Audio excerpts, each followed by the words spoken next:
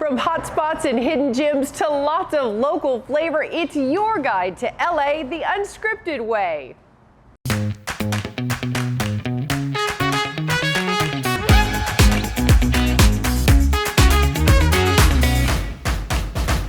Hello and welcome to LA Unscripted. I'm Dana Devin and we are rolling out another 30 minutes of all things SoCal. And we are leaving no detail unturned.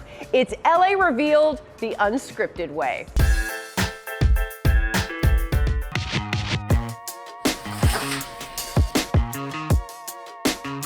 It's built like a linebacker, but it's light on its feet. Oh, you see those crispy edges. I'm super happy that LA is kind of becoming a pizza town, and there's lots of great pizza places with different styles and varieties. Oh my God.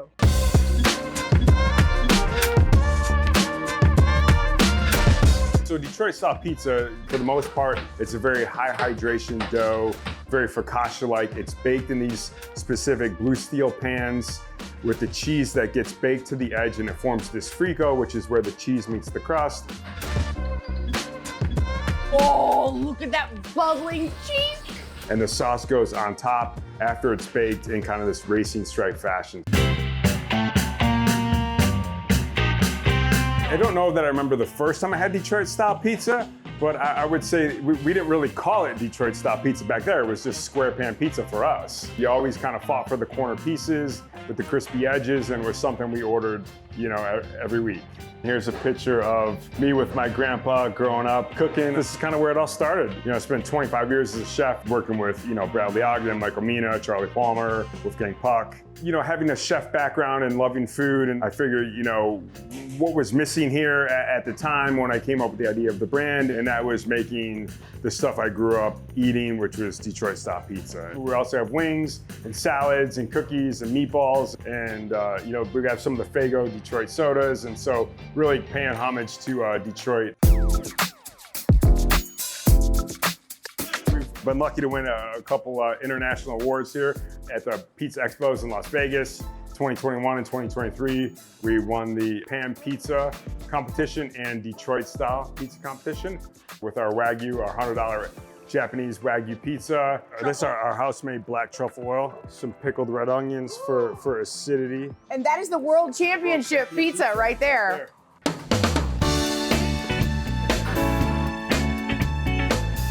We're gonna open the pizza. And I have to say, this is one of my favorite things. And it's literally meant to be a pizza bib. It's your bib. So it's a bib, so you can eat this on the couch or in bed or wherever you prefer to eat your pizza. I'm actually choosing the largest slice. It's almost like lasagna. Okay, you ready? Yes. Let's go in.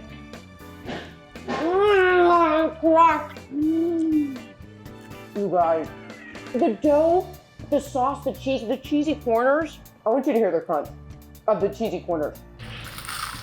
Here's the World Championship pizza. Wow. Oh my God, that's like next level. First of all, the steak is so tender, the meat. And then you do that acidity from the onion, you get a little bit of salt. Yeah. And then you get the truffle, and the truffle is so good. Okay, this is called the resolution. My resolution is eating more of this resolution. It's a good resolution to have. Okay, it's called D-Town, but I think it should be called DD Town, Dana Devin Town. This is 2 thumbs up. Thank you. Thank you very much. I am blown away. High five. Thank you. World champion, right here. World champion. Let's go.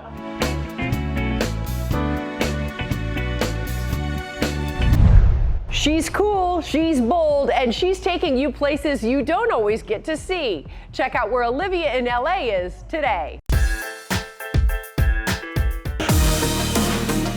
Since 1986, thousands of runners raced the LA Marathon, and KTLA has been a proud partner for years. But before athletes lace up for this Sunday's 26.2-mile run, let's take a look back at past finish lines. I think it was March 9th of 1986, 10,787 people lined up on Figueroa and Exposition outside the LA Coliseum for the inaugural City of Los Angeles Marathon, which at the time was the largest first-time marathon in history.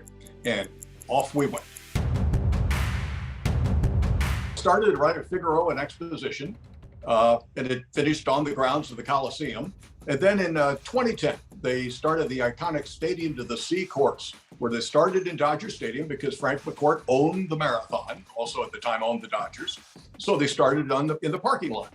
And they ran through West Hollywood and Beverly Hills and Santa Monica and finished on Ocean Avenue in Santa Monica.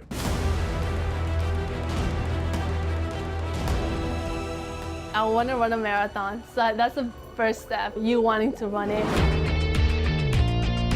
I would recommend for you to get like a 6-month training plan just to make sure you're doing it properly, enough time for your body to get enough miles and get used to running. Because the first month, to all the beginners, they're probably not gonna enjoy it. It's gonna be hard, and essentially you're not gonna love it. But as you keep running and running, you get more used to it, you start liking it. For the beginners, I would say, just make sure to always stretch. That's the biggest thing. Tell me about the warm-ups and the stretches that you do. So some of the stretches I do are very typical. It's like you're just going up and down. Okay. Up and down. Touching your knee, got Yeah. it. Okay. That's just one to warm up. This doesn't seem very stretch-like. Okay. Another one I do where it's actually my favorite one, it's when you put your right foot over the other and you just go down. Okay. I want to inspire people to go out there and do the things I'm doing, to know that, they could do it too. Like, there's no limit. It changed more like to inspire my community, especially LA. The average LA finish time is 5 hours and 26 minutes, but if you can't run it, watch it right here on KTLA. You literally can't watch this show and not walk away smarter about all the things SoCal has to offer. It's our job to keep you in the know.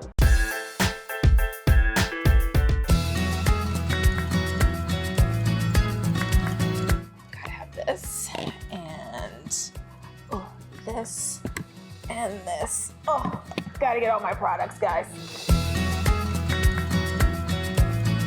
The Wellest is, I like to say it's a modern mercantile and a conscious concept store. I do have a variety of products: clean skincare, beauty, bath and body, fair trade, brands, clothing, accessories, and don't forget the non-alcoholic beverages.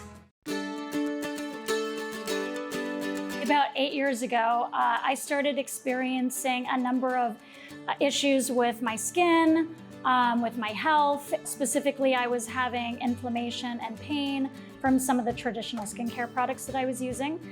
And I was also taking a 22-week program on the conservation and taxonomy of animals and plants. It was also very enlightening at that moment to learn about all of the ingredients that were in some of our skincare products, our foods, even our home cleaning products. I came up with the idea of the Wellest to create the store that I wanted to shop in.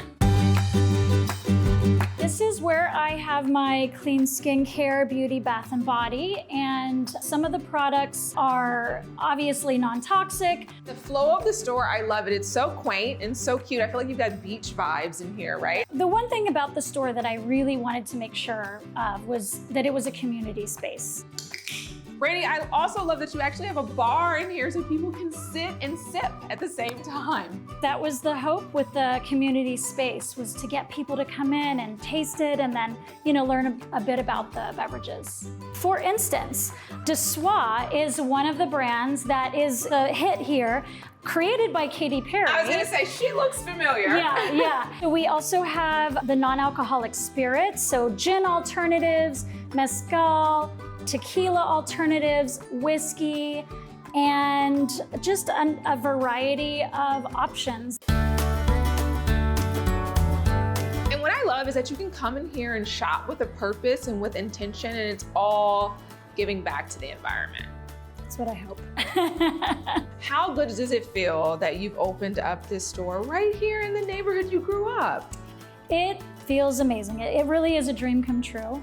I had been in the entertainment industry for many years, went back to college to UCLA, and then went into marketing and tourism and a number of other, loves, passions. But I had always wanted to open up my own business and bring it back to Long Beach and share with the community. And there's much more ahead. New hotspots and hidden gems when LA Unscripted returns.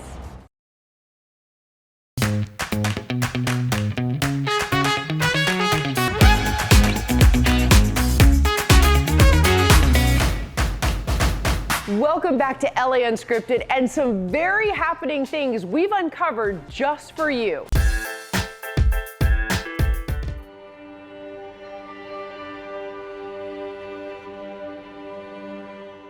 On May 6, 2020, I found a tiny, injured, one-day-old sparrow, and I had no idea how much he would change my life. That's a beautiful shot. I may have found happy, but he's helped me find my happy.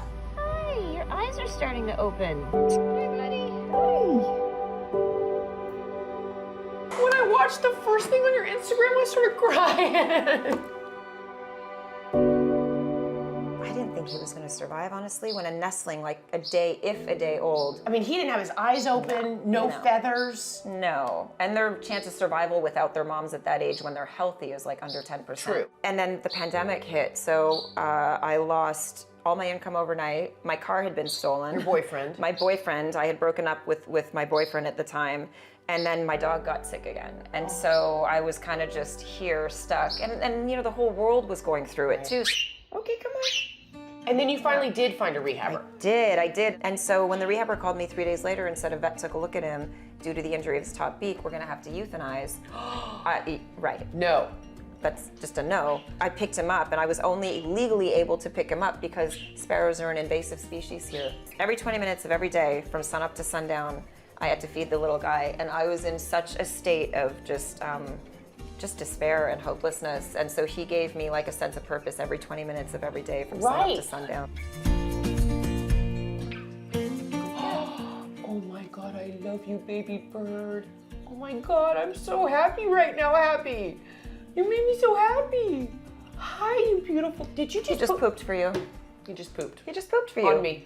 So he puts himself to bed every night, and he sleeps in a cage. I close his cage, I cover it, and that's for safety, so he doesn't fly to me in the middle of the night. I roll over, and in the morning, when he wakes up, he'll chirp for me to come and let him out, and then he comes and snuggles with me every morning.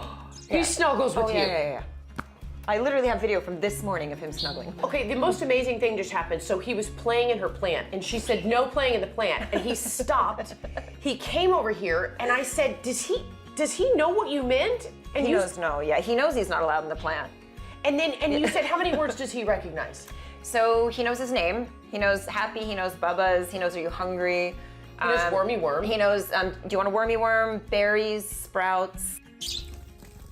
My dog's name was Moon, my dog who passed when I found Happy. And there's one of Happy's molted feathers in resin. Yeah, and it just sits right where Happy sits. So when he snuggles, that's where he sits. So this has changed your life so much. Yeah. So much so Yeah. that you wrote a book about it. Tell me about the book. It's a children's book, and it's about kindness, really, and how kindness is very healing. Whether you are being kind to another being, it's healing for that being, but it's also healing for you. So this is Finding Happy. So this is your book. And by the way, I'm obsessed with the feel of it, the way it looks. This first page made me tear up. Tell me this. This is the story of a little bird with a broken beak and a little girl with a broken heart. Oh! And then you're doing a documentary. Yes, This is amazing. Yeah. I saw the trailer for the documentary. I'm not gonna lie, I full on cried. It was just the trailer. That's when Happy inspired me to go on a worldwide journey to find out who else is listening. We were more than just friends. Good boy, my nugget. You're a good boy. Every time I do You're a that, good boy. every time I'm going, he's moving his beak. Do you see it? The name Happy is such a perfect name because he is happy. He makes everyone happy. Do you feel like the universe kind of sent you? Like, there's not even a doubt in my mind. There's not one person who could convince me otherwise.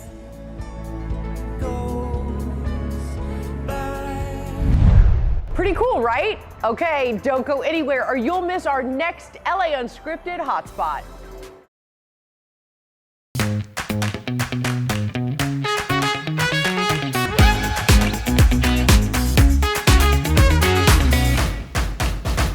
Welcome back to LA Unscripted, and guess what we're exploring right now?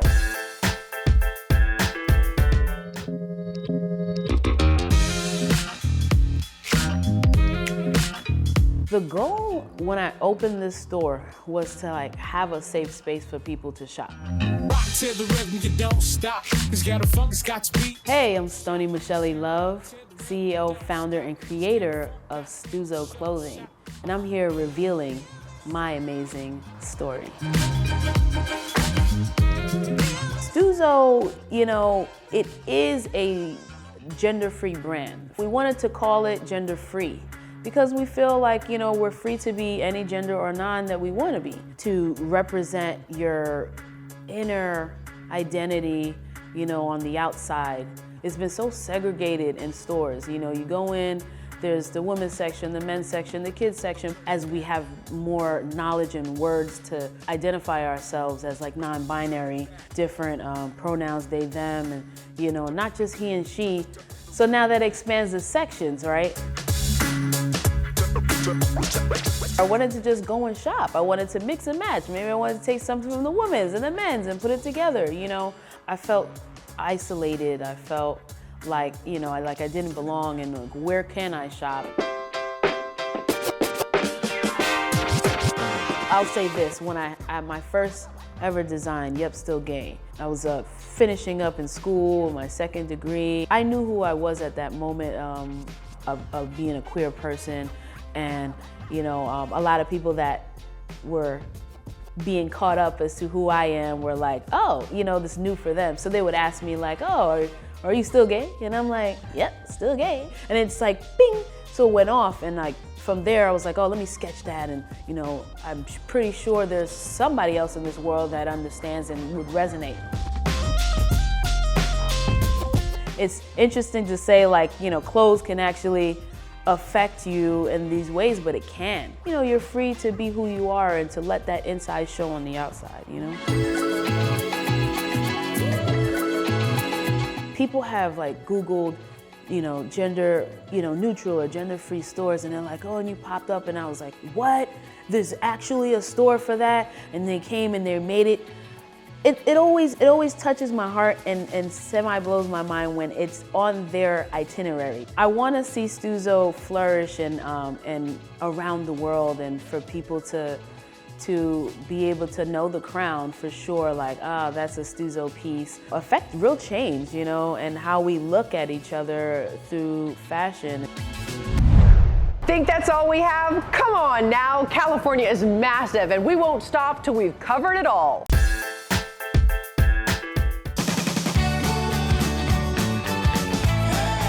Very popular. You could have it any day of the week.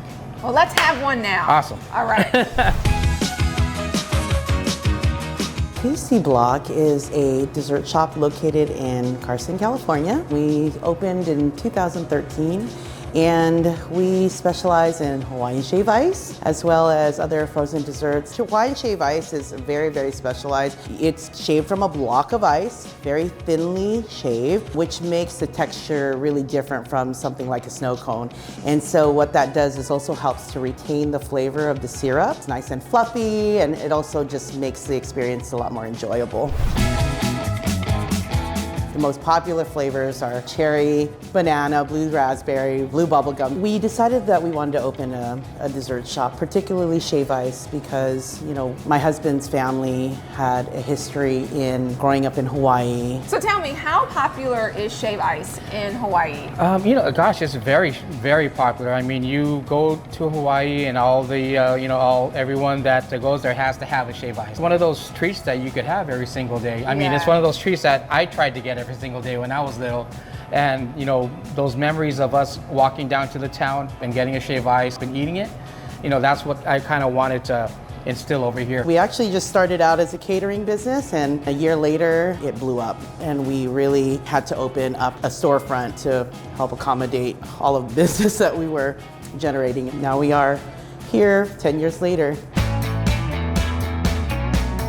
So at Tasty Block, we do Hawaiian shave ice, we do Leopard's ice cream, we also do pineapple dole soft serve, which is extremely popular. We also do some specialized desserts like halo halo, which is a Filipino dessert that consists of jackfruit and ice cream, condensed milk, evaporated milk, coconut gel. Oh my God.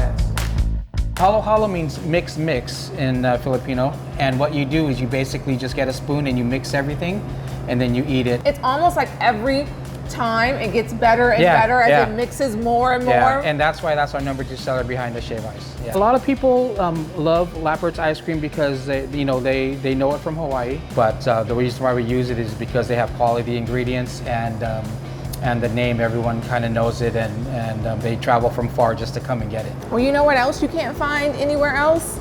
It's Dole Soft Serve. It's my absolute favorite. Yeah, around here, there's not a lot of places. There are other places that do sell it, but around here, this is the place to go. Yeah. For sure. Oh man. Oh. And that is all the time we have for tonight. Thank you so much for hanging out with us. And thanks to the Bamboo Club in Long Beach for the chill spot to host our show. Good night, everyone. We'll see you next time. Mwah.